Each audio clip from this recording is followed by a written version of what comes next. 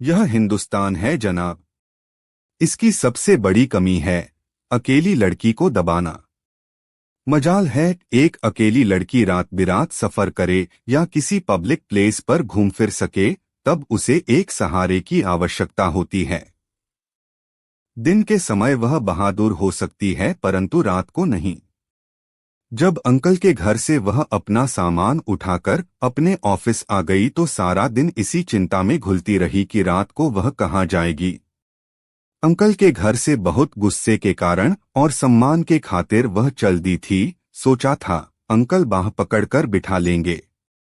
Uncle तो फिर भी कहते रहे, परंतु आंटी से झिझकते हुए जबरदस्ती पकड़कर बिठा न सके और वह तेज बारिश में ही 3-4 बैगों में अपना छोटा मोटा सामान और कपड़े भरकर निकल आई थी। आंखें बार बार भर आती। उसने रोते हुए ही वहां से बस ली और ऑफिस पहुंच गई।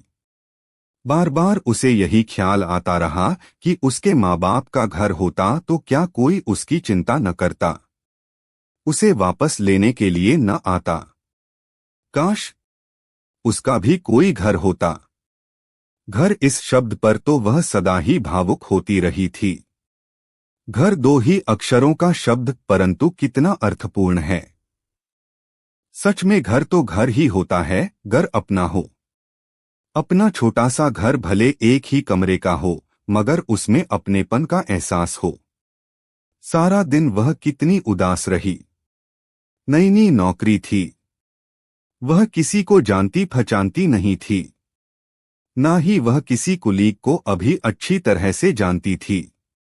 अपनी इस स्थिति के बारे में वह किसी और को बता भी नहीं सकती थी। अंकल के घर से निकलते हैं तो उसने यह सब सोचा ही नहीं था। तब तो बस एक ईगो थी, एक गैरत थी, परंतु अब कहाँ जाऊं? लड़का होता तो यहाँ ऑफिस के लॉन में ही पड़ी रहती। प्लेटफार्म पर ही जाकर लेट जाऊं, परंतु लड़की बेचारी कहाँ जाए। शाम जब गहरी हो गई तो बेगैरत हो, ढीठ बन वही बहुत ही स्वाभिमानी लड़की बस से वापस अपने उसी अंकल के घर ही जा रही थी, जहां से सुबह तेज बारिश में बहती आंखों से निकली थी। वही घर जहां उसके पापा उसे छोड़ गए थे, जहां रहकर वह आसानी से अपने ऑफिस जा सकती थी। डिग्री लेने के बाद अच्छी नौकरी करने पर वह केवल अपने अंकल के घर पर ही महफूज रह सकती थी। रात की आहट के साथ ही वह उस घर में वापस आ गई थी, जहां उसे वापस देखकर सभी अचंभित रह गए। आंटी और उसकी बेटियां हैरान सी खड़ी उसे देखती रह गईं। वह कांपती टांगों से ड्राइंग रूम में जा बैठी और रोने लगी। उसने सोचा था शायद आंटी आकर उसकी पीठ सहलाते हुए कहेगी, अच्छा हुआ तुम वापस आ गई। मुझे बहुत फिक्र हो रही थी, लेकिन उसके पास कोई ना आया।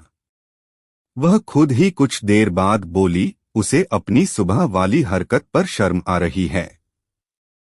वह उन सब से माफी मांगती है। वह फिर से रो दी। जिंदगी में पहली बार बिना किसी कसूर के उसे झुकना पड़ा था, सिर्फ इसलिए कि एक अजनबी शहर में वह कहाँ जाएगी। कम से कम वहां एक छत तो है, एक छत जिसकी छाया तले वह निश्चित हो सो सकती। भले उस छत की दीवारों में बेगानेपन की बदबू ही हो। उस दिन के बाद से वह और भी दबीद भी रहने लगी। शायद कहीं उससे कोई गलती न हो जाए। क्या मालूम अंकल की गुस्ताख लड़की किस समय उसे यह ताना मार दे कि वह तो बेशर्म है, तभी वापस आ गई थी।